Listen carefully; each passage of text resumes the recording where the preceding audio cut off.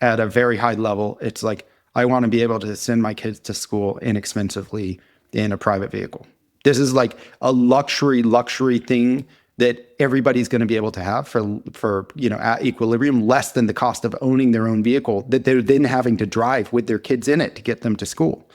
So the very rich and wealthy can pay to have, like, prior to Uber, a chauffeur, a driver to drive their kids around. Now, I mean, you could stick your kids in the back of an Uber, but for our family, that's not something we're willing to do, nor do I think Uber would allow it, actually, but for good reason. There's the average Uber driver, but there's all kinds of variants around that. And like with robotaxis, they're going to be bang on the average. There's not kind of like the vol and variance. They're going to be reliable, and there's not a creep behind the wheel. And so kind of, I think that just will provide a lot of political motivation and pressure placed on local leaders to allow this stuff to happen more quickly.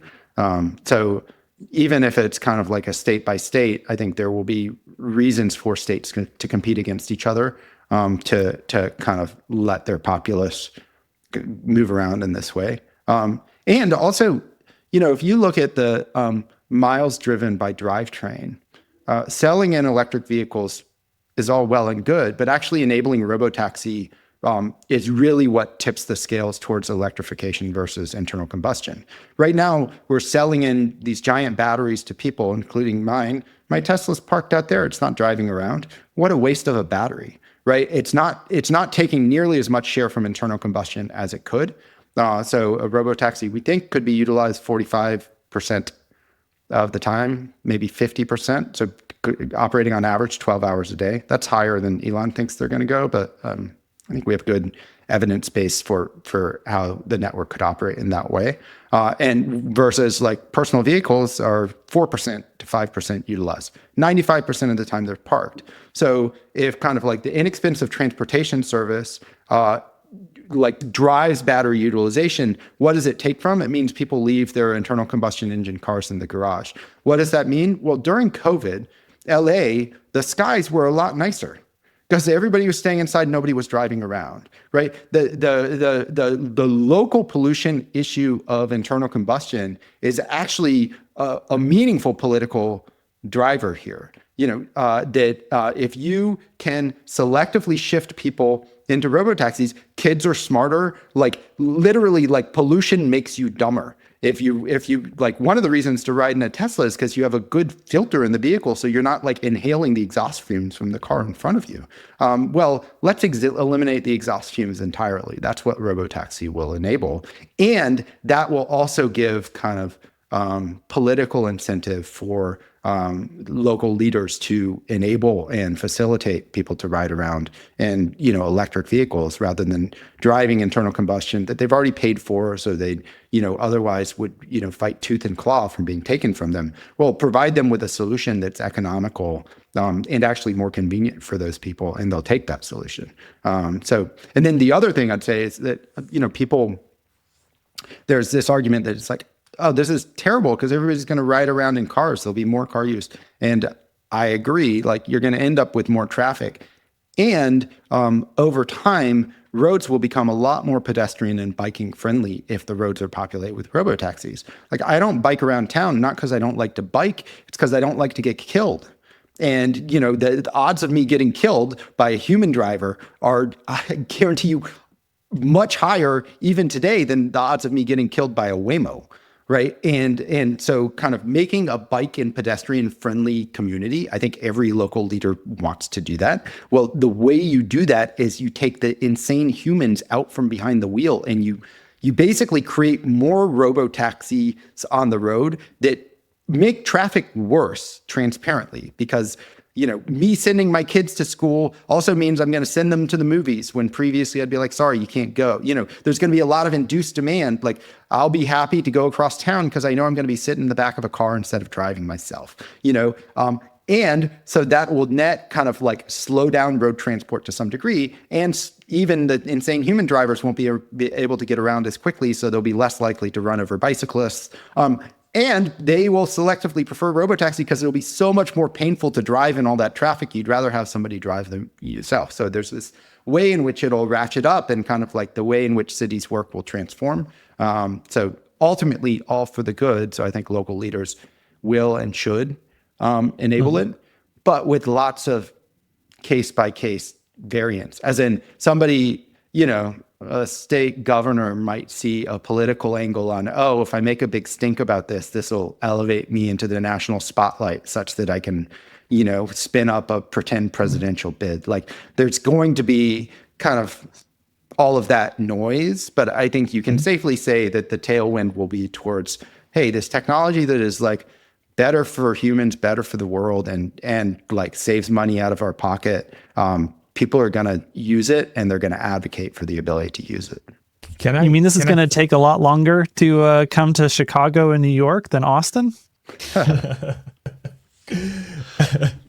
Well, maybe, and also the interstate and trucking stuff is complicated by, the power of the unions and the power of the driver unions. And, Tesla is currently positioning its semi as, a driver-friendly system that then net makes the system safer. You could imagine the rollout there being more like, well, there's always a driver at the lead of a caravan of these things, but then you can have autonomous vehicles, autonomous trucks kind of caravanning behind this driver. We clearly have a labor shortage. It's not an easy job. Like driving trucks is like terrible for your body, probably terrible for your mind. And really it is something that people should want to kind of cede over to autonomous trucking. And there will always be, I think in all these cases, there's going to be a market for the human labor component, either in the operations center, like overseeing it, or, for extremely wide loads, like for extremely technical tasks, you're probably going to have very specialized drivers who are going to still do it on a human basis or be assigned to like directly facilitate or supervise the robots that are doing it for them. I think that'll exist for a long, long time.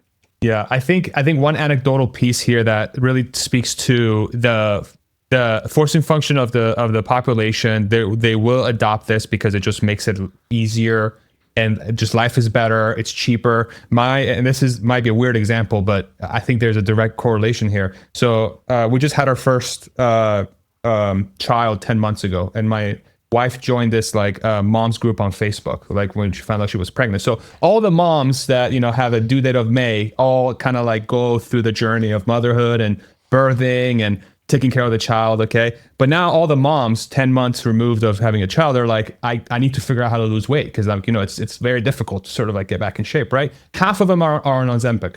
Half of them are on Ozempic.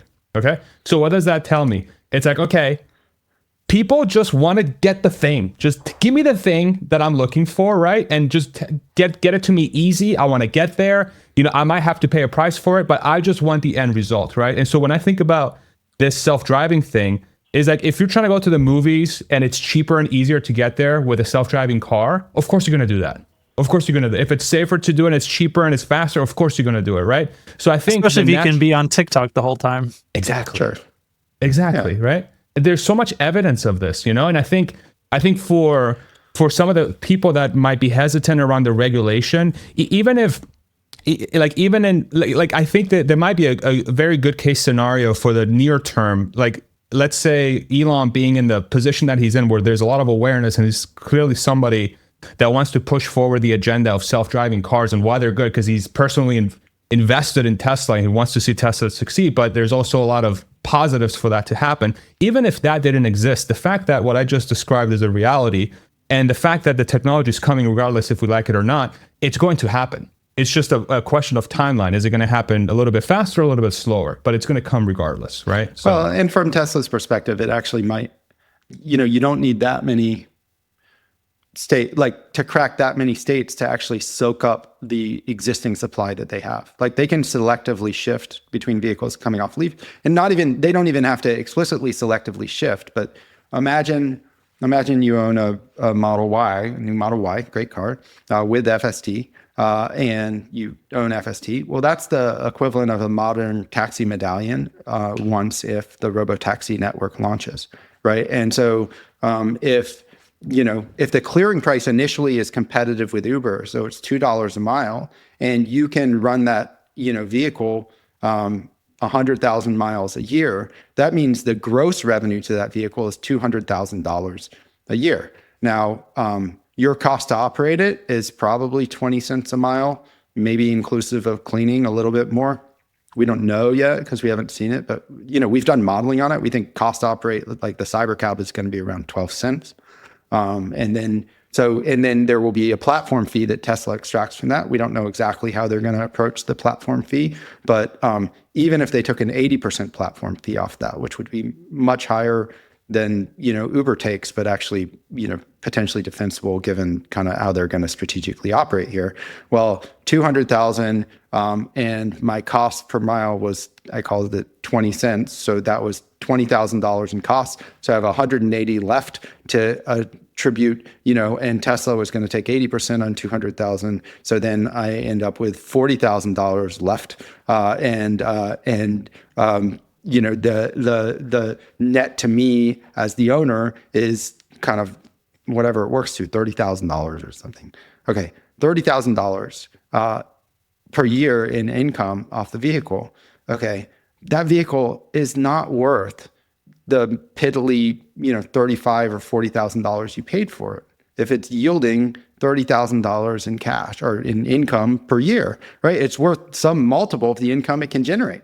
And so what does that mean? It means you bought a Model Y in, I don't know, the state of Illinois, and Illinois is not letting robotaxis happen yet, but Austin is, and Austin needs supply. There's going to be an entrepreneurial dude in Texas who's going to come to you and be like, well, that's a nice Model Y. I know you like driving it around, but do you like $100,000 driving it around? Because that's what I'm offering for it, because I need to bring it down to Texas where I can get a ROI on that purchase. And so then you, the personal owner, are like, well, I do like my Tesla, but I like $100,000 quite a bit more, and so the supply will go to where the regulatory apparatus is enabling it to operate for best use, which is not driving 4% of the time and spending 96% of the time parked. It's driving 50% of the time, of which 45% is ferrying passengers around and 5% is deadhead miles or something. And so the best use is somewhere else, and that's where kind of just the economics will pull it. And so then Tesla will be able to actually tweak the lever on their platform fee to control how quickly supply floods into any given market. As in, you can imagine they have a lot of strategic flexibility on exactly, how much they pull out in net revenue, and they'll want to incentivize kind of supply moving into markets where they need it. So give people like a really healthy ROI on their vehicles in those markets to then pull in the supply until they can, saturate and begin to compete with kind of like personally owned vehicles. But the first move is to basically like flood a market, kill Uber and Waymo, right? And then, depending on their progress in kind of like opening up new markets, then they'll play with that lever to like make sure supply is flooded in, and then kind of like expand into the newer markets. And they may even do different net revenue takes depending on the market that you're in for a period of time. I think they'll be able to, conceal behind the curtain exactly what they're providing back to you. And so they'll have a lot of ability to tune kind of the supply to where it's needed for their strategic ambitions to offer this nationwide in a broad economical way.